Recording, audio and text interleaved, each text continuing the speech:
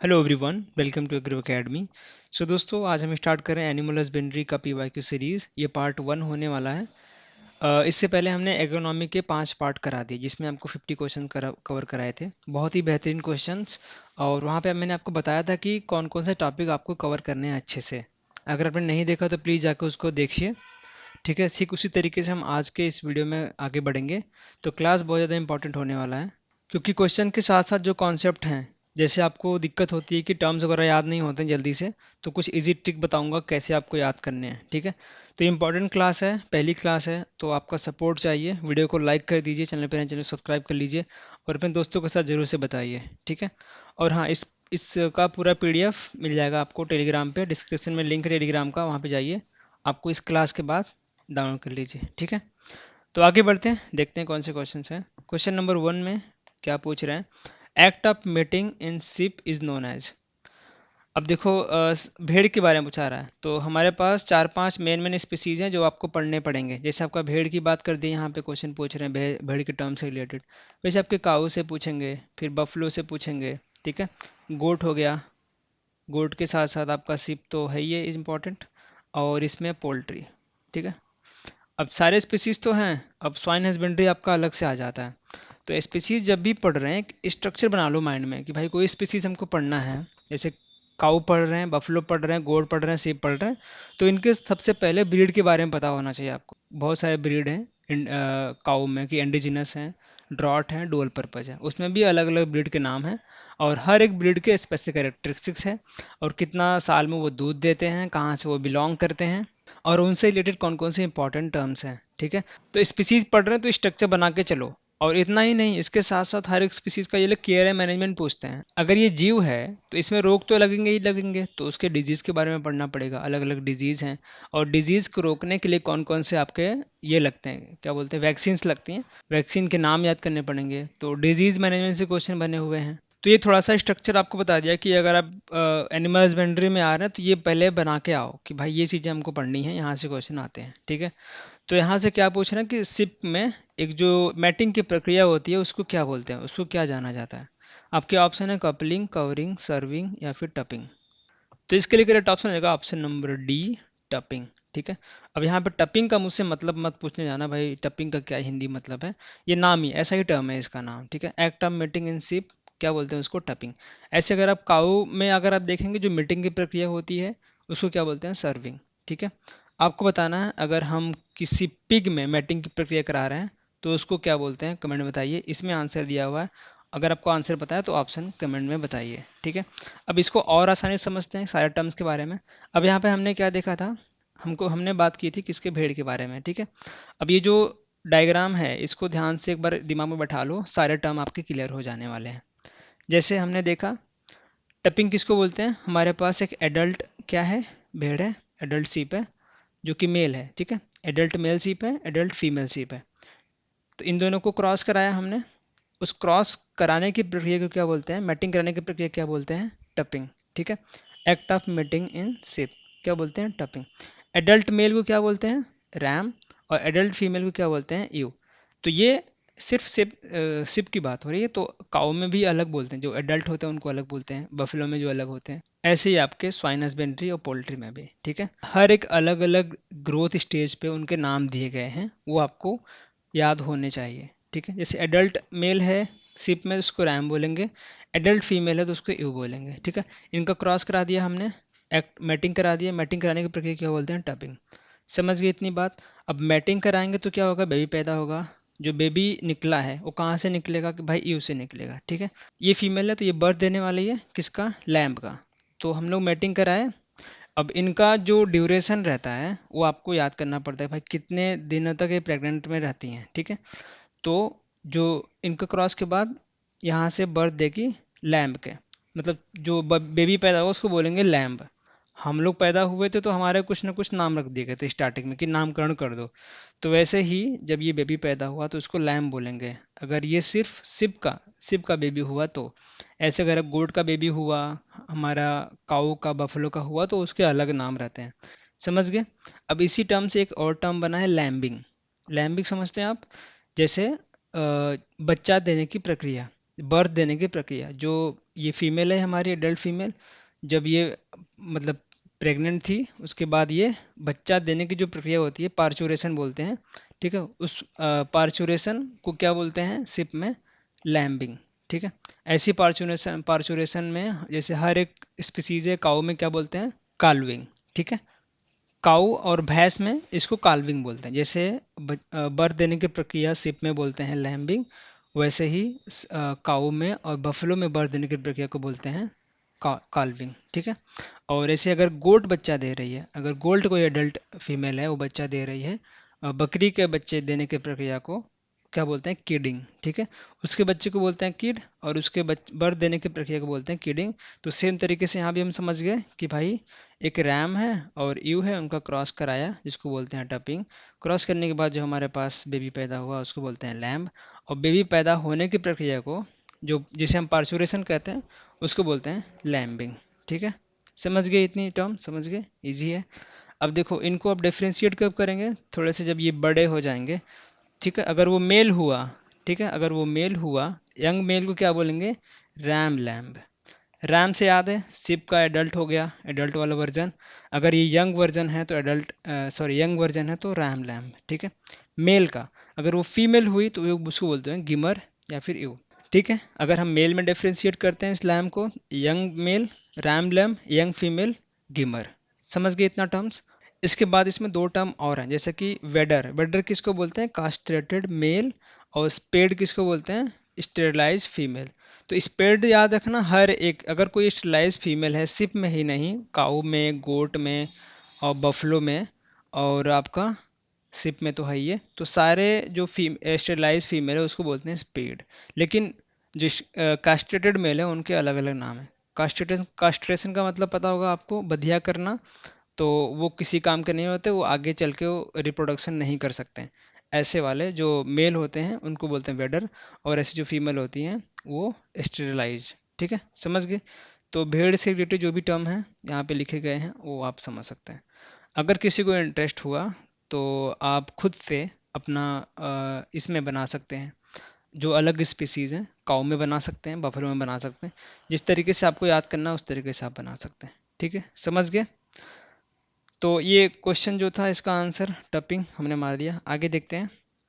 Act of parturition in saw, जैसे हमने parturition क्या देखा था इसमें कि भाई जन्म देने की प्रक्रिया जो होती है, इसमें हम लोग लैम्बिंग बोलते हैं। अब यहाँ पे पूछा गया कि सॉ में, अब ये पता होना चाहिए कि सॉ किसे कहते हैं। उसके लिए हमको एक और डायग्राम देखना पड़ेगा। ये बनाया है हमने किसके लिए? Swine husbandry. ठीक है, स्वाइन हस्बेंड्री से बहुत सारे टर्म यहाँ पे आपको क्लियर होने वाले हैं। तो सॉ किसे बोलते हैं? Adult female. किस में? आपका स्वाइन में। जो सुअर होते हैं ना, अगर वो एडल्ट फीमेल रहे तो उसको बोलते हैं सॉ, और एडल्ट मेल रहा उसको बोलते हैं बोर। तो यहाँ से क्वेश्चन बने थे आपके, आई थिंक 2024 में ही आया था मेंस के पेपर में, कि castrated male of pig is known as, तो आपका स्टेज उसको नाम देते हैं। अब यहाँ पे क्वेश्चन क्या पूछ रहा है कि भाई पार्चुरेशन जो प्रक्रिया होती है, act of parturition in sow क्या बोलते हैं उसको? Farrowing. Option number A, farrowing. ठीक है, किडिंग हमने बता दिया किस में होता है आपका? गोट में। ठीक है, सर्विंग आपका काउ एंड बफलो, बफलो में आपका सर्विंग। लैम्बिंग हमने अभी देखा किस में? सिप में। ठीक है, तो ये सारे टर्म आपको याद हो गए पार्चुरेशन वाले। फरोइंग किस में आ गया? सॉ। सॉ क्या है आपका? Pig, adult female of pig. ठीक है, समझ गए? अब यहाँ पे देखो और भी टर्म समझ लेते हैं नाम। अगर हम किसी एडल्ट मेल को और एडल्ट फीमेल को क्रॉस कराते हैं पिग के, उसको क्या बोलते हैं? एक्ट ऑफ मैटिंग को क्या बोलते हैं? कपलिंग। ठीक है, पिग में याद रखना, स्वाइन हस्बेंड्री में याद रखना, उसको मैटिंग करने की प्रक्रिया जो होती है उसको कपलिंग बोलते हैं। अब पार्चुरेशन की जो प्रक्रिया होती है आपका, ये फरोइंग। ठीक है, और भी स्पीसीज में हमने आपको बता दिया। समझ गए? अब देखो अगर हमने क्रॉस करा दिया, क्रॉस कराने के बाद जो बेबी जन्म ले रहा है उसको क्या बोलते हैं? पिगलेट। पिग में जो एडल्ट सॉ होती है, आपने देखा होगा जब वो जन्म देते हैं बच्चों को, 10 से 12 बच्चे एक साथ जन्म लेते हैं। ठीक है, छोटे छोटे बच्चे बच्चे होते हैं। अगर उसमें ही जो लास्ट बच्चा जन्म लेता है, पहला हुआ, दूसरा हुआ, तीसरा हुआ, ऐसे अगर लास्ट में अगर 10वां हो रहा है, 12वां हो रहा है, तो उस ग्रुप में जो लास्ट वाला बच्चा होता है उसको बोलते हैं runt, last pig born in litter. ठीक है, तो रंट जो टर्म है याद रखना कि जो सॉ होती है एडल्ट, अगर वो पार्चुरेशन में है, अगर बेबी बर्थ देती है, तो 10-12 बच्चे होते हैं, उसमें लास्ट बेबी जो जन्म लेता है उसको बोलते हैं रंट। ठीक है। अब इनको डिफ्रेंशिएट करो। जैसे अगर ये थोड़ा सा यंग हो गया, ठीक है, अगर ये यंग हो गया तो उसको बोलेंगे बोरलिंग। अगर वो मेल हुआ तो, ठीक है, अगर वो यंग मेल है तो उसको बोलेंगे बोरलिंग, और अगर वो फीमेल है तो उसको बोलेंगे गिल्ट। ठीक है, टर्म समझ गए। पहले क्या था, bore adult mail, saw adult female, coupling करा दो, बेबी जन्म लिया, उसको बोलते हैं पिगलेट। अगर वो लास्ट वाला रहा तो उसको बोलते हैं रंट। अब ये इसको डिफ्रेंशिएट करना है तो अगर थोड़ा सा जवान बना दो, इसको यंग कर दो भैया, यंग बना दिए, यंग को बोलेंगे बोरली अगर वो मेल रहा, अगर वो फीमेल रहा तो वो गिल्ट। समझ गए। अब इसमें वही सेम चीज़, दो टर्म इंपॉर्टेंट। अगर वो कास्ट्रेटेड मेल है, यानी कि बधियाकृत वो मेल है कि भाई कोई काम नहीं है इसका, बस इसको हल चलवाओ बाकी ये काम करवाओ, ये प्रोडक्ट रिप्रोडक्शन के लिए काम में नहीं, भागीदारी नहीं लेगा। ऐसे आपका ये फीमेल रही तो उसमें स्टेरलाइज स्पेड हमने आपको बताया था, शरीर सभी के लिए स्पेड सेम है। लेकिन वो मेल रहा तो स्टेज हो गया फिर बारो। ये तीनों टर्म इसके लिए याद रखना, स्टेज हो या बारो। ठीक है। अगर वो कास्ट्रेटेड मिल रहा पिग का तो उसके लिए ये तीन टर्म दिए गए हैं। समझ गए ये दोनों चीज़ें, act of parturition, act of mating, मैंने आपको समझा दिया। आगे देखते हैं। तो क्वेश्चन नंबर 3 में क्या पूछ रहा है, young female pig who had not given birth to any offspring till now is known as. देखो मैंने क्वेश्चन भी इसी हिसाब से रखे हुए हैं कि ताकि आपके जो पिछला क्वेश्चन था और आगे जो क्वेश्चन आए हुए हैं किस तरीके से आप रिलेट कर सकते हैं कि भाई इस टर्म से, जैसे अभी पिग की बात हो रही है, 2-3 क्वेश्चन आपने यहाँ पे देख लिया कैसे बने हुए हैं। तो यंग फीमेल है, कोई बर्थ नहीं दिया है, तभी हमने टर्म देखा क्या था उसका, यहाँ पे ऑप्शन मैंने नहीं डाला है उसके लिए सॉरी, ये ऑप्शन नहीं है। अभी हमने क्या देखा कि भाई जो यंग फीमेल है उसने बर्थ नहीं दिया, उसको क्या बोलते हैं गिल्ट। तो ये आपका आंसर हो जाएगा, कोई भी आंसर मान लो, ठीक है, ये आपका गिल्ट, ये आंसर। समझ गए। यहाँ पे देखो मैंने टेबल भी ऐड कर दिया है, ये बहुत सारे बुक्स में आपको मिल जाएंगे ये टेबल। कैसे याद करना है, देखो गाय भैंस साथ में लेके चलो, भेड़ बकरी साथ में लेके चलो, ठीक है, पिग को अलग कर दो। अगर आप चाहते हैं कि मुझे इजीली याद हो जाए तो यहाँ पे डिटेल्स हैं और स्पीसीज के नाम है अलग अलग। गाय भैंस लेके चलोगे साथ में तो पता चलेगा भाई स्पीसीज में क्या बोलते हैं, दोनों को बोवाइन बोलते हैं, और उनके ग्रुप को क्या बोलते हैं, हर्ड बोलते हैं। बहुत सारी चीज़ें सेम मिल जाएंगी। एडल्ट मेल, गाय का एडल्ट मेल है तो बुल बोलेंगे, वही अगर बफलो में है तो बफलो बुल बोल देंगे। एडल्ट फीमेल है तो काऊ और बफलो, मेन नाम यही है आपका, काऊ और बफलो एडल्ट फीमेल में। क्वेश्चन यहाँ से बने गए हैं, ठीक है, किसके बारे में, कुछ ना कुछ या तो या गोट का बना या फिर पिग का बना, इसलिए मैंने स्टार मार्क किया है रेड में कि भाई क्वेश्चन यहाँ से बने हैं कि adult female of goat is known as. इस तरीके से क्वेश्चन बन जाएंगे और 4 ऑप्शन दे देगा, आप उसमें से गलत करके आ जाएंगे अगर नहीं पता होगा तो। अगर वहीं हम बात करते हैं यंग यंग मेल की, काऊ में बुल काल्फ और बफेलो में बफेलो काल्फ। यंग फीमेल है तो हीफर काल्फ, यहाँ पे दोनों के लिए नाम सेम है, काऊ और बफलो दोनों में। ठीक है। अगर नया जन्म बेबी ले रहा है, कोई नया बच्चा जन्म ले रहा है, गाय का है तो उसको बोलेंगे काल्फ, अगर वो बफलो का है तो वो बफलो काल्फ। ठीक है। कास्ट्रेटेड मेल अभी हमने देखा, बुलॉक या फिर स्टीर। तो काऊ के बुल में इसके 3 तरीके से डिवाइड किया गया। आपका स्टीर देख रहे हैं, स्टीर किसी और काम के लिए इस्तेमाल होता है, बुलॉक किसी और काम के लिए इस्तेमाल होता है, और बुल किसी और काम के लिए इस्तेमाल होता है। ठीक है। तो बुल का क्वेश्चन मिलता है तो मैं आपको बकायदे समझा दूंगा। अभी यहाँ पे देखो बेसिक टर्म जो है, कास्ट्रेटेड मेल है तो क्या बोलेंगे, बुलॉक या फिर स्टीर, और अगर वो भैंस का रहा तो बफलो बुलॉक बोलेंगे। ठीक है। क्या मुझे सारे टर्म समझाने की ज़रूरत है, वीडियो लंबा ना हो इसीलिए मैं आपको आपके भरोसे छोड़ रहा हूँ। तो आप क्या करना है भाई, अगर दो दो लेके याद कर रहे हैं तो इजी हो जाएगा, और सिप और गोट को साथ में लेके याद करो, बहुत सारे टर्म आपको इजी मिल जाएंगे और रिलेटेबल भी होगा, क्योंकि हम लोगों ने बचपन से देखा है गाय भैंस भेड़ बकरी, गाय भैंस भेड़ बकरी। ठीक है। वैसी तरीके से अलग से पिक का याद कर लो। हॉर्स में बहुत सारे टर्म याद करने की जरूरत नहीं, कुछ इंपॉर्टेंट टर्म कि भाई उसके मीट को क्या बोलते हैं, मैटिंग, पार्चुरेशन, और कुछ castrated male new born baby को क्या बोलते हैं, बस ये सारी चीज़ें याद कर लो, और चीज़ें पढ़ने की ज़रूरत नहीं है। ठीक है, समझ गए। तो ये मैंने पेडॉन के मास्टर नोट्स टेबल ऐड किया हुआ है, बाकी आगे बढ़ते हैं। क्वेश्चन नंबर 4 क्या पूछ रहे हैं, mating of wider degree relationship not closer one and result in uniformity is known as. अब देखो यहाँ पे ये बहुत ज़्यादा इंपॉर्टेंट टॉपिक है आपका, किसका, ब्रीडिंग सिस्टम का। ठीक है। अब डायरेक्टली जैसे बहुत सारे कीवर्ड होते हैं ब्रीडिंग सिस्टम, जब भी आप पढ़ रहे हैं कुछ कीवर्ड अपने दिमाग में बना लो, अगर वो क्लोज रिलेशन या फिर वाइडर रिलेशन है उसके दम पे ही आप पूरा आंसर मार्क कर सको, ठीक है। Mating of wider degree relationship, wider degree relationship कि भाई ज़्यादा आसपास सोचना नहीं है, काफ़ी दूर दूर रिलेशनशिप से हमको यहाँ पे मैटिंग कराई जा रही है। Not closer one and result in uniformity is known as. आपके ऑप्शन दिए हैं back crossing, line breeding, in breeding, cross breeding और आउट आउट क्रॉसिंग, ठीक है। अभी देखो मुझे आंसर नहीं पता, एक बार देखते हैं। अब जो मैंने यहाँ पे लिखा हुआ है, ये जो फ्लो चार्ट बना हुआ है, इससे आपको सारे टर्म का आइडिया लग जाएगा, ठीक है। इसके बाद आपको कन्फ्यूज़न नहीं होने वाला ब्रीडिंग सिस्टम में, ये मैं गारंटी देता हूँ। देखो हमारे पास जो ब्रीडिंग है उसको क्या बोलते हैं, ब्रीडिंग को बेसिक तरीके से क्या हम समझते हैं, breeding refer to the controlled reproduction organism, ठीक है। अगर हमको चाहिए कि किसी भी स्पीसीज की जो जातियां हैं, प्रजातियां हैं, जैसे हमारे जो पूर्वज थे अभी हम हैं, तो उन्हीं की देन है कि भाई वो रिप्रोडक्शन किए और बारी बारी से ये चलता रहेगा प्रक्रिया। तो ब्रीडिंग का वही प्रोसेस है, चाहे प्लांट में हो, कोई भी लिविंग बीइंग हो धरती पे, वो रिप्रोडक्शन करते ही करते हैं अपनी प्रजाति को, अपनी जनजाति को बचाने के लिए। तो बस ब्रीडिंग सिस्टम एक रिप्रोडक्शन करने का ऑर्गेनिज्म है, बेसिक कंट्रोल रिप्रोडक्शन करने का ऑर्गेनिज्म है। और कंट्रोल्ड यहाँ पे वर्ड क्यों बोला गया है, ऐसा तो है नहीं जैसे कि भाई अंधाधुन हो रहा है कि इतनी प्रजातियां बढ़ गई धरती पे, किसी और को रहने की जगह ही नहीं बची है। तो इसको ध्यान में रखें, कंट्रोल्ड रिप्रोडक्शन ऑर्गेनिज्म है।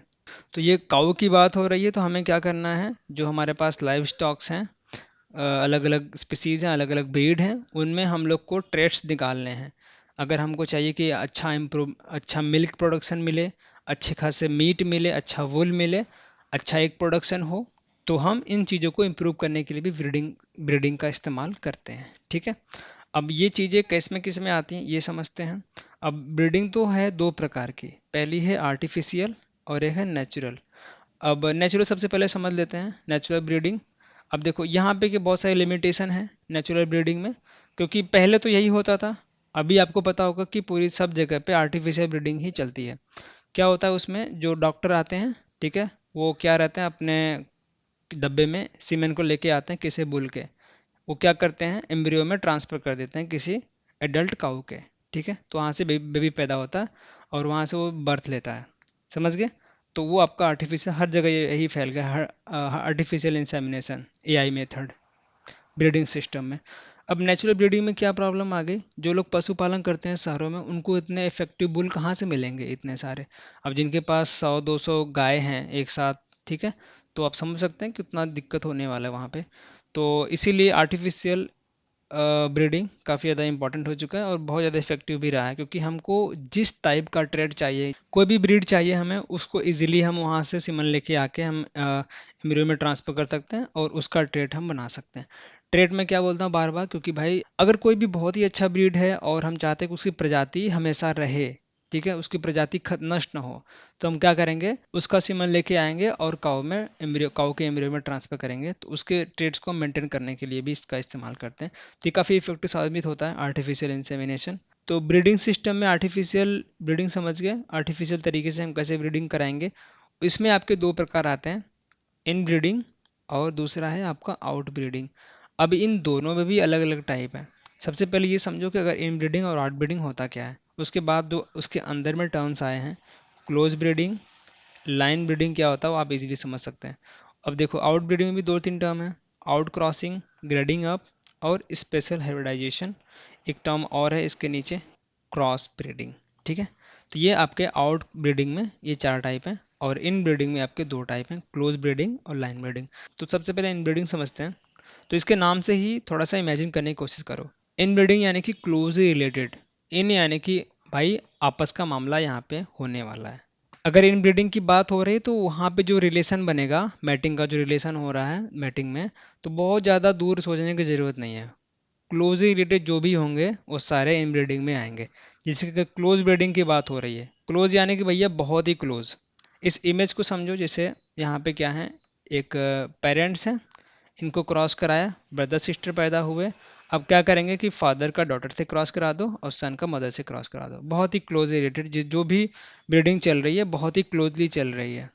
ये समझ गए। इस डायग्राम को हमेशा याद रखना, क्लोज ब्रीडिंग का जब भी नाम आए तो ये डायग्राम आपके मन में छपा होना चाहिए। तो वही चीज़ यहाँ पे लिखी गई है, क्लोज ब्रीडिंग और क्लोज मैटिंग और क्लोज इन ब्रीडिंग, ये तीनों नाम आप इसको याद रखिए, तीनों नाम से जाना जाता है।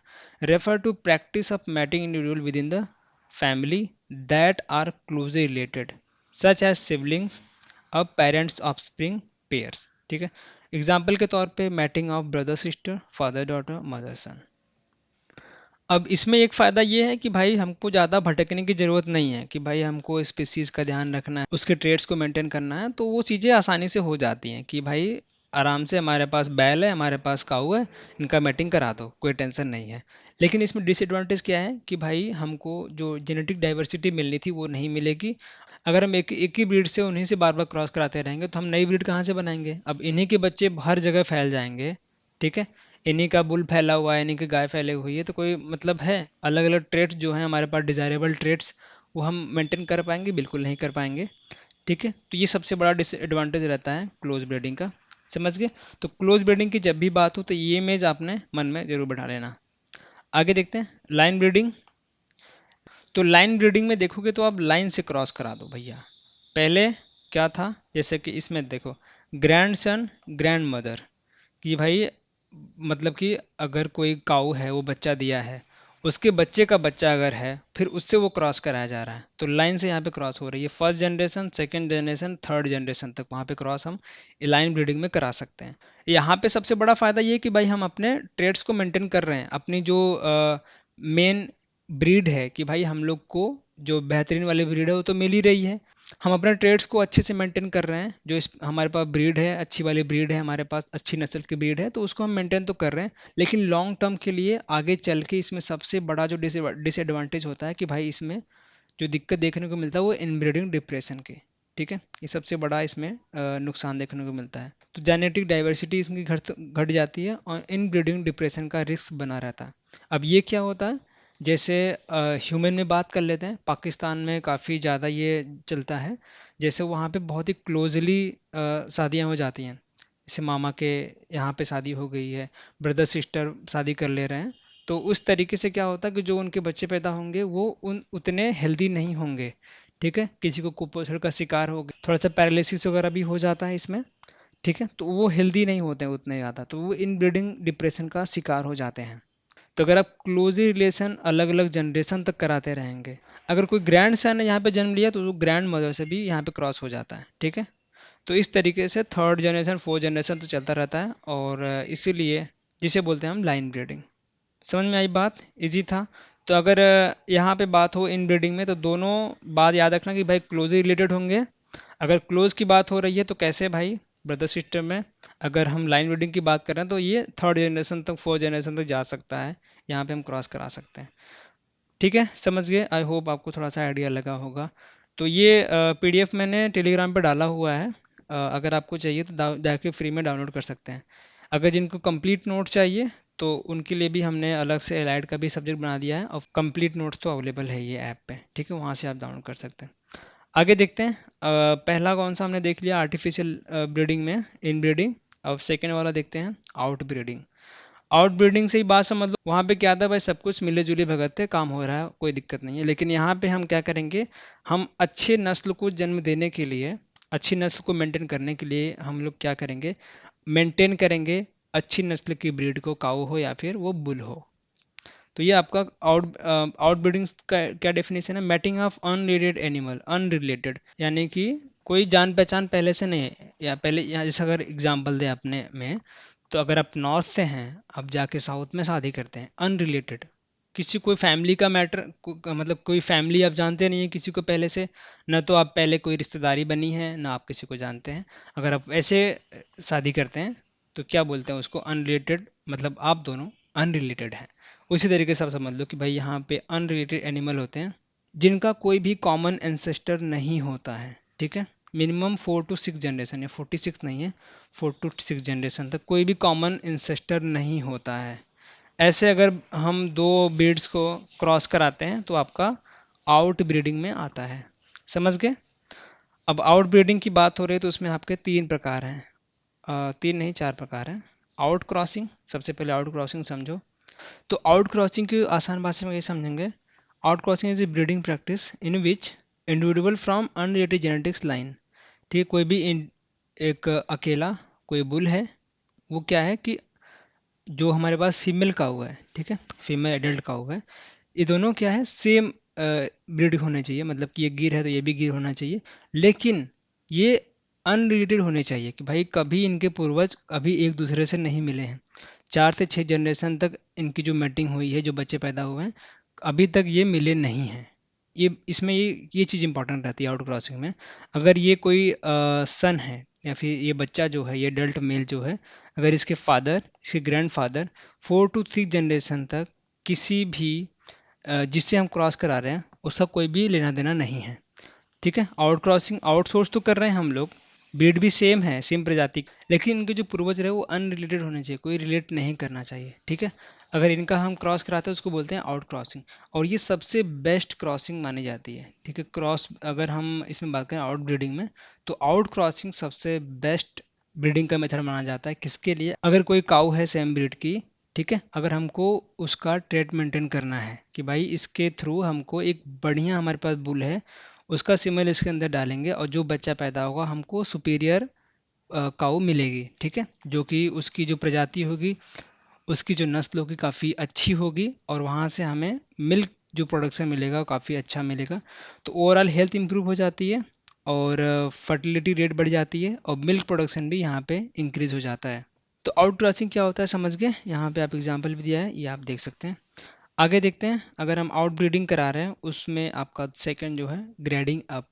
ग्रेडिंग अप से क्या समझ रहे हैं आप? नाम से भाई, अगर आपको अपने ग्रेड को अप करना है, यानी कि आप बहुत ही खराब बच्चे थे स्टार्टिंग में, आपने मेहनत किया धीरे धीरे करके, जो आपका बुद्धि है, यानी कि आपने किसी और की बुक पढ़ी, उसके बाद दूसरे किसी का नोट्स पढ़ा, उसके बाद हमारा आपने पढ़ा का नोट्स बना, तब जाके आप ग्रेडिंग अप अपने आप को करते हैं। उसके बाद जो आप निकल के आएंगे वो अलग अलग स्टूडेंट बनेंगे। तो इस तरीके से आप थोड़ा सा आइडिया लगा लो कि भाई ग्रेडिंग अप हो रहा है हमारा, जिस तरीके से उस तरीके से हमारे काऊ का भी ग्रेडिंग अप होता है। हमारे पास बुल है, फर्स्ट जनरेशन में कोई भी नॉन डिस्क्रिप्टिव काऊ से मैटिंग करा दो।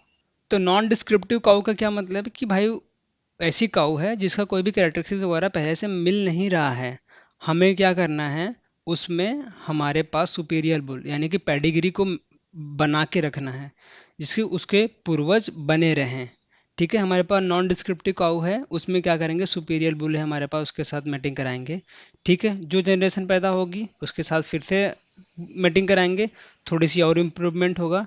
ऐसे 5-6 जनरेशन के बाद जो हमारे पास काऊ पैदा होती है उसका ट्रेड पूरा का पूरा बदल जाता है, ठीक है, ग्रेडिंग अप हो जाता है वो, और पूरी की पूरी वो एक सुपीरियर, एक अच्छी नस्ल की काऊ बन जाती है, ठीक है। हमने नॉन डिस्क्रिप्टिव काऊ लिया, अपग्रेड उसका ग्रेडिंग अप कराया, first generation, second generation, third generation, fifth generation तक। उसके बाद जो काऊ हमारे पास जन्म लेती है वो आपकी सुपीरियर काऊ मानी जाएगी, ठीक है, उसका हमने अपग्रेडेशन करा दिया। तो वही चीज़ें यहाँ पे लिखी गई हैं। जो हमारे पास नॉन डिस्क्रिप्टिव काऊ है उसमें हम स्पेसिफिक ब्रीड का, ठीक है, स्पेसिफिक जो बुल है हमारे पास उसको कितने जनरेशन, सेवरल जनरेशन तक मैटिंग कराते हैं, तो उसके जो कैरेक्टरिस्टिक्स होते हैं उसमें आ जाते हैं। जैसे अगर हम 5 से 6 जनरेशन तक उसको मैटिंग कराएंगे तो 98% तक उसके कैरेक्टरिस्टिक्स उसमें आ जाते हैं प्योर ब्रीड के। तो ग्रेडिंग अप किसका करेंगे? अगर कोई पहले से स्ट्रांग बच्चा है, ठीक है, आप पहले से टॉपर हैं, तो कोई फर्क पड़ेगा आपको अपग्रेड करने की जरूरत है? बिल्कुल नहीं है। तो हम लोग लोकल एरिया से काउस को उठाते हैं, कोई नॉन डिस्क्रिप्टिव काउ है वहां से उठा लो, उसको 5-6 जनरेशन तक क्रॉस कराओ अच्छे ब्रीड से, उसको ग्रेडिंग अप कर दो। बस यही है ग्रेडिंग अप का छोटा सा कॉन्सेप्ट, ठीक है। तो हमने यहाँ पे समझ लिया आउट ब्रीडिंग में आउट क्रॉसिंग क्या होता है और ग्रेडिंग अप क्या होता है। उसके बाद हम समझते हैं स्पेसीज हाइब्रिडाइजेशन। हाइब्रिडाइजेशन का क्या मतलब है? अगर 12वीं में आपने केमिस्ट्री पढ़ा होगा तो वहाँ पे हम लोग क्या देखते थे, हाइब्रिडाइजेशन का मतलब किसी भी दो एटॉमिक ऑर्बिट्स को हम अगर इंटरमिक्स कर देते हैं सेम एनर्जी लेवल पे, तो हम लोग को एक नया टाइप का एक ऑर्बिट मिल जाता था, ठीक है। तो वही छोटा सा वैसे ही कुछ कॉन्सेप्ट है यहाँ पे। देखो देखो यहाँ पे दूसरे दूसरे स्पीसीज के मैटिंग कराने वाले हैं। जैसे हमारे पास क्या है, मेयर है, जिसको बोलते हैं फीमेल हॉर्स। हमारे पास फीमेल हॉर्स है और एक मेल डोंकी है, ठीक है। डोंकी मतलब समझते हैं, जैक है ये, जैक है, जैक स्पैरो। तो ये हमारे पास मेयर है, फीमेल हॉर्स है, और हमने ले लिया इसके साथ मेल डोंकी। इनका क्रॉस करा दो। अब ये जो भैया बेबी पैदा होगा, अलग ही कुछ स्पीसीज बना दिया हम लोगों ने। अब ना तो ये तो घोड़ा ही रहा है, ना तो ये गधा ही रहा, ये बन गया है खच्चर। ये संदीप मासरी नहीं बोलते, अरे हमारे खच्चरों, तो वही वाले खच्चर हैं। एक तो गधे बोलना मतलब बुरा है कि भाई हाँ बिल्कुल गधा है, गधा लड़का है, तो बैक वेंचर हमेशा गधे के नाम पे रिप्रेजेंट होते हैं। अगर गधे से और घोड़े से मैटिंग करा देंगे तो क्या बन जाएगा, वो खच्चर बन जाएगा, ना तो वो घोड़ा रह गया, ना तो वो गधा रह गया। ठीक है। तो ये बीज की प्रजाति बन जाती है, जिसको हम टर्म देते हैं स्पेसीज हाइब्रिडाइजेशन। ठीक है। न तो पूरा ये गधा ही है, न तो पूरा ये घोड़ा ही है, तो ये दोनों मिला, दोनों का ट्रेड्स मिक्स हो जाता है, तब जाके आपका म्यूल बनता है। समझ गए। तो यहाँ पे कुछ एग्जाम्पल दिए हैं कि म्यूल कैसे बना है, आप समझ लो। अब जेब्रोइड जो आपका मेल हॉर्स है, अगर हम फीमेल जेब्रा से क्रॉस करा देते हैं तो ये जेब्रॉयड बन जाता है। ठीक है। मैं म्यूल तो आप समझ गए कि भाई फीमेल हॉर्स, मेल डोंकी। अगर हिन्नी के बारे में पूछा जाए तो यहाँ पे क्या होता है, मेल हॉर्स, स्टेलियन जिसे बोलते हैं, और जिनेट आपका फीमेल डोंकी। अगर इनको क्रॉस कराते हैं तो आपका हिन्नी बनता है, जो कि आपका मतलब अलग ही स्पीसीज है। समझ गए। ये आपके टर्म तीन जो डिफिनेशन मैंने आपको बताया, समझ, आई होप आपको आइडिया लगा होगा। आगे बढ़ते हैं। आउट क्रॉसिंग में हम एक और हमारा इंपॉर्टेंट है, चौथा नंबर, जो कि आपका क्रॉस ब्रीडिंग। तो cross breeding refer to breeding process in which superior individual from the two different breed। तो देखो यहाँ पे हम लोग सुपीरियर फीमेल सुपीरियर मेल तो हैं, लेकिन वो दो अलग अलग ब्रीड के हैं। ठीक है। अगर उनका क्रॉस कराते हैं तो जो वहाँ पे ऑफस्प्रिंग, जो भी वहाँ पे बच्चा पैदा होगा, उस प्रक्रिया को बोलते हैं क्रॉस ब्रीडिंग। ठीक है। तो इसमें क्या आ जाएगी भाई, दोनों की कैरेक्टरिस्टिक आ गई। ये अगर काऊ हाइब्रिड है, अगर ये सुपीरियर काऊ है, सुपीरियर मेल है, तो दोनों की कैरेक्टरिस्टिक आ जाएंगे। तो ये क्या होगा, सबसे ज़्यादा सुपीरियर होगा हमारे पास, जो आपका प्रजाति, जो भी नस्ल जन्म लेगी वो सुपीरियर क्वालिटी की होगी। अगर हम किसी भी सुपीरियर मेल, सुपीरियर फीमेल, जो भी इंडिविजुअल दो डिफरेंट डिफरेंट ब्रीड के हैं, अगर इनका क्रॉस कराते हैं, जो हमारे पास ऑफस्प्रिंग पैदा होगा उसका जो ट्रेट्स होगा काफ़ी ज़्यादा इम्प्रूव्ड होगा ऑलरेडी। ठीक है। उस प्रक्रिया को भी एक नाम दिया गया है, हाइब्रिड विगोर और हेटेरोसिस। ठीक है। अब देखो यहाँ पे क्रॉस ब्रीडिंग में भी अलग अलग टाइप हैं। Single cross, three way cross, जिसको मतलब टू वे क्रॉस बोलते हैं, और थ्री वे क्रॉस, उसके बाद डबल क्रॉस, इसको बोलते हैं फोर वे क्रॉस। ठीक है। इसमें भी आपका criss cropping, sorry criss cross, triple cross और बैक क्रॉस इसी में आ जाते हैं। तो एक एक लाइन के डेफिनेशन है, समझ लेते हैं इनको भी। ठीक है। थोड़ा सा पेशेंस बनाइए, आगे क्वेश्चन में मैं आपको धीरे धीरे करा दूंगा। अब देखो क्या बोल रहे हैं, सिंगल क्रॉस या टू वे क्रॉस का क्या मतलब है, कि सिंपल है भाई, हमने पास एक ब्रीड लिया जिसका नाम है एक्स, और उसको क्रॉस किससे करा दिया, ब्रीड वाई। तो जो ऑफस्प्रिंग पैदा होगा एक्स वाई नाम का, वो आपका सिंगल क्रॉस सिस्टम, इजीली समझ गए। अब तो थ्री वे क्रॉस समझो यहाँ पे, जैसे first generation cross breed female है कोई, देखिए ये फर्स्ट जनरेशन चल रहा है इनका, तो इनको क्रॉस कराने के बाद जो थर्ड ब्रीड पैदा होगा, तो उससे हम फिर से क्रॉस कराने की जो प्रक्रिया है उसको बोलते हैं third way cross, three way cross. ठीक है। अब इसमें क्या है कि भाई वही हम एडवांटेज लेते हैं किसका, हाइब्रिड विगोर का, जो हमारे पास सुपीरियर ये ट्रेड्स है, इम्प्रूव ट्रेड्स मिला हुआ है हमको, वो मेंटेन करने के लिए हम लोग इसका इस्तेमाल करते हैं। उसके बाद हमें डबल क्रॉस, जिसको हम बोलते हैं फोर वे क्रॉस। आसान है। देखो हमारे पास दो ब्रीड है, ए और बी, इनको क्रॉस करा दिया, इनसे जो ऑफस्प्रिंग पैदा हुआ ए बी, इसको बोलेंगे ए बी। ठीक है। जो बच्चा पैदा हुआ है। अब हमारे पास दूसरे जो ब्रीड हैं सी और डी, इनका क्रॉस करा है, क्या बना, सी डी। ये दो बच्चे पैदा हुए, अब इनका क्रॉस करा दो, इसके बाद क्या बनेगा, ए बी सी डी। अब इसको, इस प्रक्रिया को बोलते हैं हम लोग फोर वे क्रॉस। अब ये जो बच्चा पैदा हुआ है, जो ये ब्रीड है, ठीक है, तो ये जो क्रॉस ब्रीड प्रोड्यूस होगा इन चारों को मिला के, तो वो हमारे पास जो पैदा होगा वो 25-25% सभी के जीन्स उसके अंदर पाए जाएंगे। ठीक है। डबल क्रॉस समझ गए। फोर वे क्रॉस क्या होता है। अब क्रिस क्रॉस समझो। Criss cross, two different breed are mated in rotational manner, यानी कि अल्टरनेट मैनर। अल्टरनेट मैनर में अगर हम किसी दो ब्रीड को हम बार बार वही सर्कुलर या फिर रोटेशनल मैनर में क्रॉस करा रहे हैं, तो आपका criss cross. Triple cross, three different breed are mated in rotational manner. यहाँ पे दो ब्रीड्स थे, यहाँ पे तीन ब्रीड, बस ये क्रिस क्रॉस और ट्रिपल क्रॉस समझ गए। अब बैक क्रॉस समझो कि भाई यहाँ पे पीठ पे गोली मार दी है। F1 फीमेल जो है हमारे पास, जो जन्म ली है, usually mated back to one of the parent breed. तो जो फीमेल पैदा हुई है F1 जनरेशन से, उसी को किसी हमारे पास पेरेंट ब्रीड से मैटिंग करा दो, ये आपका बैक क्रॉसिंग कहलाता है। This exploits maternal heterosis. इसका क्या मतलब है कि भाई यहाँ पे मैटरनल जो मदर है, अगर वो एवरेज मदर है तो उसको यहाँ पे क्या मिल रहा है कि भाई हेटेरोसिस की जो प्रोसेस हो रही है कि भाई वो इम्प्रूव करके एक क्रॉस ब्रीड में परिवर्तित हो जाएगी। एवरेज से क्रॉस की तरफ परिवर्तित होना वो आपका मैटरनल हेटेरोसिस कहलाएगा। ठीक है, ये आपका कारनामा इसमें होता है बैक क्रॉसिंग। अगर क्वेश्चन बनता है कि maternal heterosis found in which of the following breeding system, तो आपको बैक क्रॉसिंग यहाँ पे मारना पड़ेगा, ये आपका करेक्ट आंसर होने वाला है। ठीक है, उसके बाद है कुछ टेबल जो कि आपके भरोसे मैं छोड़ रहा हूँ कि जो भी क्रॉस ब्रीड हैं हमारे इंडिया में, ठीक है, अलग अलग उनके नाम हैं जो बनाए गए हैं, और जो उनके पेरेंट्स हैं जिनका जिनका क्रॉस कराया गया उनके नाम है, और उनके बारे में कोई स्पेसिफिकेशन दी गई, ये आपको याद करना है। ठीक है, ये काफ़ी इंपॉर्टेंट टेबल है, इसको हल्के मत लेना, क्वेश्चन बनने के यहाँ पे चांसेस हैं। समझ गए पूरा का पूरा हमने जो आपको बता दिया, लेकिन हमारा आंसर रहना रह गया। तो किसका मैटिंग कराने के लिए बोल रहा था क्वेश्चन में कि वाइडर डिग्री रिलेशनशिप, कि भाई साहब फर्स्ट जनरेशन में चल रहा है, सेकंड जनरेशन में चल रहा है, थर्ड जनरेशन चल रहा है, तो इनका रिलेशनशिप बहुत ज़्यादा वाइडर है कि भाई साहब लंबे जनरेशन तक इनकी मैटिंग चल रही है, बहुत ज़्यादा क्लोज नहीं है कि ब्रदर सिस्टर से करा दिए। ठीक है, तो उस टाइप का रिलेशन नहीं है इसमें। तो वाइडर डिग्री की बात हमने किस में की थी, आपका लाइन ब्रीडिंग में। ठीक है, हमने यहाँ पे देखा था first generation, third, second generation, third generation, किसका किसका करा था, ग्रैंड सन, ग्रैंड मदर। तो इस टाइप के वाइडर डिग्री रिलेशनशिप हमने किस में देखा था, लाइन ब्रीडिंग में। तो करेक्ट ऑप्शन क्या हो जाएगा, ऑप्शन नंबर बी। ठीक है, ये समझ गए पूरा। अब क्वेश्चन नंबर 5 देखते हैं, क्या पूछ रहे हैं। Buffalo has sickle shaped horn, greyish brown और black in colour, identify the buffalo breed. अब देखो, मैंने आपको शुरुआत में बताया कि भाई जो भी ब्रीड हैं, काऊ में, बफलो में, नाम तो याद करने ही पड़ेंगे, उनके स्पेशल कैरेक्टरिस्टिक्स याद करने पड़ेंगे। सिकल शेप्ड हॉर्न किस में होता है, सिकल शेप्ड, जैसे सिकल यानी कि हसिया, हसिया जैसा सींग हमारे पास को भैंस बनाते हैं, ये भैंस है, ये हसिया जैसा सींग हमारे पास आ जाता है। भैंस लग रहा है क्या थोड़ा थोड़ा। ठीक है, ये कान हो गए इसके, ये कान हो गए, ये उसके, जाने दो, ये मुंडी रहने देते हैं। तो ये आपके सींग मैंने बना के दिखाई, तो वो आपके हंसिया जैसा सींग आपका होता है किसमें, सुरती में। ठीक है, ऑप्शन नंबर डी करेक्ट हो जाएगा। तो सुरती जो हमारे पास भैंस है, सुरती, इसके पास सिकल शेप्ड हॉर्न होता है, ये ग्रेज ब्राउन कलर की होती है और ये सिकल शेप्ड हॉर्न होता है।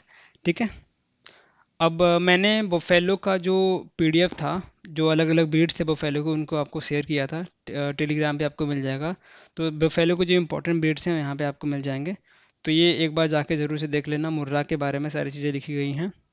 और हमने जैसे यहाँ पे नीली रावी है, तो यहाँ पे क्या देखते हैं, वाल आई, वाल आई इसकी एक आइडेंटिफाई करने के लिए स्पेशल कैरेक्टरिस्टिक्स है कि अगर पूछता है कि क्वेश्चन में which of the following buffalo breed has walled eye, तो आपको आंसर मार्क करना है नीली रावी। ठीक है, और डिस्टिंग फीचर क्या है इसके कि आपको वाइट मार्किंग कहाँ कहाँ दिखेगी, जैसे आपके फुट पे दिख रहा है, ठीक है, फोरहेड पे, मजल पे, टेल पे इसकी वाइट मार्किंग होती है। तो इस तरीके से आपको नीली रावी को आइडेंटिफाई करना है। ठीक है, अब डिस्टिंग फीचर के साथ साथ इसमें मिल्क यील्ड वगैरह पूछ लेते हैं कभी कभार, और एज ऑफ फर्स्ट काल्विंग भी पूछ लेते हैं। ठीक है, मेन याद रखना, मेन पूरे स्पीसीज में जो होता है टेबल वो याद रखना। ठीक है, हर एक ब्रीड का मत याद करने जाना। अब बहुत सारे बुक्स में आपको वेट वगैरह भी दिया हुआ है, तो वेट वगैरह बिल्कुल भी याद करने की ज़रूरत नहीं है, वेट वगैरह नहीं पूछना है किसी ब्रीड का। ठीक है, वैसे भदावरी का देख लो, भदावरी कहाँ से, आगरा यूपी से है। तो कॉपर कलर बॉडी किसका है, भदावरी का। तो अगर क्वेश्चन बनता है विच of the following breed has, buffalo breed has copper colour body, तो आंसर होना चाहिए भदावरी। मिल्क यील्ड देख लो, फैट कंटेंट कितना होता है, 13%। तो भदावरी के पास highest fat among all buffalo, तो बेफेलो में जो इंडियन ब्रीड है उसमें आपके 13% हाईएस्ट भदावरी में है। तो ये कुछ स्पेशल चीज़ें हैं भदावरी के बारे में। बाकी कुछ फैक्ट हैं बुफेलो को याद कर लेना। जफराबादी के बारे में थोड़ा सा जानकारी दिया हुआ है, ड्रूपिंग हॉर्न्स होते हैं जफराबादी का, और ये गुजरात से बिलोंग करते हैं। ठीक है, स्लिपी अपीयरेंस है, स्लिपी आइज इसमें भी पाई जाती है, और स्टूडियस आइज भी पाई जाती है। अगर आपको ये सब टर्म्स नहीं पता हैं तो तेजस सर ने बहुत ही अच्छा क्लास भी बनाया है बफेलो के ब्रीड पे, आप उसको भी देख सकते हैं। यहाँ पे है सूरती जिसके बारे में क्वेश्चन पूछा गया था, कहाँ की ओरिजिन है ये, Kaira and Baroda district of Gujarat से बिलोंग करती है। कोट कलर क्या देखा, rusty brown, silver grey colour की रहती है। बॉडी इसकी वेस्ट शेप्ड है, मीडियम साइज की। हेड जो है long with prominent eyes, convex shape की इसकी आंखें होती हैं। हॉर्न हमने देखा सिकल शेप का होता है, जो भी क्वेश्चन पूछा गया था। और कुछ इसके डिस्टिंक्टिव फीचर है, मिल्क कितना है, ये चीज़ें आप याद कर सकते हैं, ठीक है। और एक टर्म होता है वेल्लोइंग, वेल्लोइंग आपको पता होगा, गई भैंस पानी में, तो वही टर्म आपका वेल्लोइंग इस्तेमाल करते हैं। तो ये काफ़ी फ़ायदेमंद होता है बेफेलो के साथ साथ। जो एलिफेंट वगैरह होते हैं, कुछ सुअर वगैरह आपको देखेंगे कि मड वगैरह में खेलते हुए दिखते हैं, ठीक है, जहाँ पानी जमा होता है वहाँ पे घुस जाते हैं वो। क्योंकि भाई बॉडी इनका ब्लैक है, टेम्परेचर वगैरह मेंटेन करने के लिए ये पानी में घुस जाते हैं, इनके लिए बेनिफिट रहता है, ठीक है। ये समझ के बफेलो के बारे में और चीज़ें आप पढ़ लेना, हर एक बफेलो ब्रीड के बारे में दिया है। ये पीडीएफ आपको मिल जाएगा टेलीग्राम पे बिल्कुल फ्री। आगे क्वेश्चन नंबर 6 देखते हैं, उसका आंसर समझ गए आपने। Two well developed breed are cross alternatively known as, देखो हम यहाँ पे हमने अभी बात किया ब्रीडिंग सिस्टम में, क्या बोल रहे हैं, two well developed breed are cross alternatively, alternative या फिर आपका सर्कुलर मैनर में या फिर आपका रोटेशनल मैनर में अगर हम क्रॉस कराते हैं तो क्या बोलते हैं उसको, क्रिस क्रॉस, ठीक है। आंसर होगा सी। बाकी के डेफिनेशन वहाँ पे दिए हुए थे, आप जाके देख सकते हैं। क्वेश्चन नंबर 7 देखते हैं, विच of the following breed gives the highest milk production in the world. तो वर्ल्ड का तो आपको पता होगा, बहुत इजी है, एचएफ जो ब्रीड है, हॉलिस्टियन फ्रीजन, तो ये आपकी वर्ल्ड में सबसे ज़्यादा मिल्क देती है। इसके बारे में फैक्ट मैंने टेलीग्राम पे डाला हुआ था, अगर किसी को पता है कि भाई कितना दूध देती है, कितना मिल्क देती है ये पूरे अपने लैक्टेशन पीरियड में, तो आप हमें कमेंट करके बताइए, उसको मैं पिन कर दूंगा। और भी जानकारी अगर पता है आपको एचएफ के बारे में तो आप बता सकते हैं कहाँ से बिलोंग करती है वो, ठीक है। ये आंसर हो गया इसका। और हाँ, अगर किसी को पता है कि भाई इंडिया में कौन सी ब्रीड है, इंडियन ब्रीड में कौन सी है काऊ की, तो आप बताइए कौन सा हाईएस्ट मिल्क देती है इंडिया में, ठीक है। आगे देखते हैं question number 8, milk fever is also known as, आपके ऑप्शन हैं anthrax, parturient paresis, FMD foot and mouth disease, lumpy jaw, none of these. देखो मिल्क फीवर जो है मेटाबॉलिक डिजीज है, और इसको क्या बोलते हैं आपका, parturient paresis, option number B correct है। अब देखो हमने काफ़ी बेहतरीन रोड मैप बनाया है हर एक डिजीज़ के बारे में। तो मिल्क फीवर से ये मत अनुमान लगाना कि दूध में फीवर हो गया, दूध की जो टेम्परेचर वो बढ़ गया, ऐसा नहीं है। काऊ में जब कैल्शियम का लेवल जो है वो गिर जाता है, तो उसकी वजह से मिल्क फीवर कॉज करता है। तो यहाँ पे क्या, यहाँ पे नाम हमने देखा था, क्या बोलते हैं, पार्चुरियंट पैरेसिस, ठीक है। तो मिल्क फीवर क्या है आपका, मेटाबॉलिक डिजीज में आता है, उसके साथ साथ मेटाबॉलिक डिजीज में केटोसिस भी होता है और आपका ब्लोट, ठीक है। ये दो डिजीज और हैं मिल्क फीवर के साथ साथ जो कि मेटाबॉलिक में आते हैं। तो आपको सिर्फ मेटाबॉलिक का नहीं, तो मेटाबॉलिक के साथ साथ आपको वायरल और बैक्टीरियल डिजीज भी के नाम याद रखने पड़ेंगे, क्या क्या मेन मेन सिम्टम वो याद करना पड़ेगा, और क्या उनका प्रिकॉशन है, ठीक है, वो आपको याद करने पड़ेंगे। तो अगर आपके पास नोट्स है तो इस नोट से आप याद कर सकते हैं, बहुत ईजी तरीके से हमने आपको दे दिया, ठीक है। आगे क्वेश्चन देखते हैं, question number 9, which are the following, इसका आंसर समझ गए ना, हमने क्या बताया था, ऑप्शन नंबर बी, इसको मार देते हैं, ऑप्शन नंबर बी करेक्ट हो जाएगा इसका, ठीक है। अगला क्वेश्चन है question number 9, which of the following is A dual purpose breed of cow. अब देखो इसमें बहुत ज़्यादा कन्फ्यूजन होता है, डुअल में, मिल्च में और आपका ड्रॉट में। तो आप टेबल बनाइए खुद का, डेली उसको याद कीजिए, जैसे मैंने यहाँ पे बना के रखा है, इसको स्क्रीनशॉट लेना है ले लो। डुअल पर्पज में कौन कौन सी हैं आपके, थरपारकर हरियाणा, ओंगल, ओंगल, कांकरेज, गावलाव, मेवाती, राठी, दांगी या फिर नेमाड़ी। तो कोई गाना बनाना है गाना बना लो, जिस तरीके से आपको बनाना है बना लो, कि भाई इसको याद करके रखो, ठीक है। कुछ भी आपको लगता है ऊट पटांग का आइडियाज आपके दिमाग में आ रहा है कि भाई मैं इस तरीके से याद कर सकता हूँ इसको, तो उस तरीके से याद करो, ठीक है। नाम आपको पता होने चाहिए, किसी भी तरीके से याद करो। ये आपके सारे डुअल पर्पज में आ गए। कोई दिख रहा है इसमें, मालवी कंगनायम हरियाणा, साहिवाल रेड सिंधी, तो हमको हरियाणा नज़र में आ गया कि भाई ये हमारा हरियाणा डुअल पर्पज में है। तो करेक्ट ऑप्शन कौन सा हो जाएगा, ऑप्शन नंबर सी, हरियाणा, ठीक है। और भी जो नाम है मिल्च ब्रीड में कौन कौन से हैं, रेड सिंधी, साहिवाल, गिर और दियोनी। अब देखो बहुत सारे बुक में आई थिंक सिर्फ 3 ही दिए गए हैं, रेड सिंधी, साहिवाल और गिर। दियोनी शायद ये डुअल पर्पज में आती है, मैं भी थोड़ा सा कंफ्यूज हूँ कि दीवानी किस में आती है। आई थिंक जो इसमें है आपका टीएनयू में चारों दिया हुआ है, आईसीआर में 3 दिया हुआ है। ठीक है, तो ये चारों याद रखना, कोई दिक्कत नहीं है। उसके बाद ड्रॉट पर्पज़ में अलग अलग नाम है, अमृत महल, हेलिकर, कंगायम, अम्बला चेरी। अम्बला चेरी देखो, चेरी जहाँ पे आ जाए आपका, गोट सिप में भी और गोट में भी कुछ चेरी नाम के आएंगे, ब्लैक चेरी वगैरह करके, तो ये तमिलनाडु से बिलोंग करते हैं, साउथ से। अगर चेरी नाम का कहीं भी मिल जाए तो साउथ याद रखना भाई, वहीं से आते हैं इस टाइप के ब्रीड। केनकाथा, खेलारी, सीरी, पोनवार, बारगुर, मालवी और नागौरी, ये सारे ब्रीड आपके ड्रॉट पर्पज में है। ठीक है, इंडिजिनस कैटल ब्रीड की बात हो रही है। अगला क्वेश्चन, क्वेश्चन नंबर 10, ये लास्ट क्वेश्चन रहेगा आज के इस वीडियो का। What is the floor space requirement for pregnant cow? तो मैंने आपको बताया था हाउसिंग मैनेजमेंट और केयर मैनेजमेंट किसका, प्रेग्नेंट काउ का, बुल का, उसके साथ साथ जो काल्फ होते हैं उनका, चीज़ें आपको याद करनी पड़ेंगी। ठीक है, कोई पर्याय नहीं है इसके सिवा। तो स्क्वायर फीट में पूछा गया है और स्क्वायर मीटर में भी होता है, स्क्वायर फीट में भी क्वेश्चन याद आ जाते हैं। तो क्या आंसर होगा? ऑप्शन नंबर सी, 100 से 120 स्क्वायर फीट रहता है। अगर हम प्रेग्नेंट काऊ है उसके लिए फ्लोर स्पेस हम इतना रखते हैं। ठीक है, यहाँ पर टेबल है, आप इसको देख सकते हैं अकॉर्डिंग टू नाबार्ड। क्या है हमारे पास? Manger space in metre, standing और कवर्ड इस एरिया जो स्क्वायर मीटर में दिया हुआ है, किसके लिए? 4 to 6 मंथ है, अगर 6 to 4 12 मंथ है, 1 to 2 ईयर काउस के लिए, प्रेग्नेंट काउ के लिए, बुल के लिए कितना दिया हुआ है। अब टेबल देख के एक बार याद कर सकते हैं। Floor space requirement for the काल्फ, काल्फ के लिए कितना फ्लोर स्पेस चाहिए रहता है, अगर वो 0 से 3 मंथ का है, 3 से 6 मंथ का, या फिर 6 से 12 मंथ का है। ठीक है, इस मीटर स्क्वायर में दिया हुआ है, उसको फीट में भी कन्वर्ट करके आप याद कर सकते हैं। ठीक है दोस्तों, तो ये था वीडियो। Thanks for watching. तो जिनके पास नोट्स वगैरह नहीं है, जाके आप डायरेक्टली प्ले स्टोर पे जाइए, एग्रो अकेडमी सर्च कीजिए, वहाँ पे आपको ऐप मिल जाएगा, ऐप में जाइए और वहाँ से आप नोट्स को डाउनलोड कर सकते हैं। ठीक है, तो इस क्लास को यहीं पे एंड करते हैं। आई होप आपको जो मैंने बताया है वो समझ में आया होगा। अगर कोई गलती वगैरह हो गई हो, कोई मिस्टेक से मैंने कुछ चीज़ें और बोल दी हो, तो मुझे माफ़ करना और कमेंट में बता देना, मैं उसको वहाँ पे करेक्शन कर दूंगा। ठीक है, अगर इसके अलावा कोई भी क्वेरी हो, पर्सनल क्वेरी हो, हमें आप डीएम कर सकते हैं @एग्री विमल पे। ठीक है, आपको वहाँ पे रिप्लाई मिल जाएगा। सो वीडियो देखने के लिए धन्यवाद। अगर आप यहाँ तक आए हैं, वीडियो देखें हैं पूरा, तो वीडियो को लाइक किए बिना मत जाइए और अपने दोस्तों के साथ भी शेयर कीजिए। मिलेंगे आपको नेक्स्ट क्लास, तब तक के लिए धन्यवाद।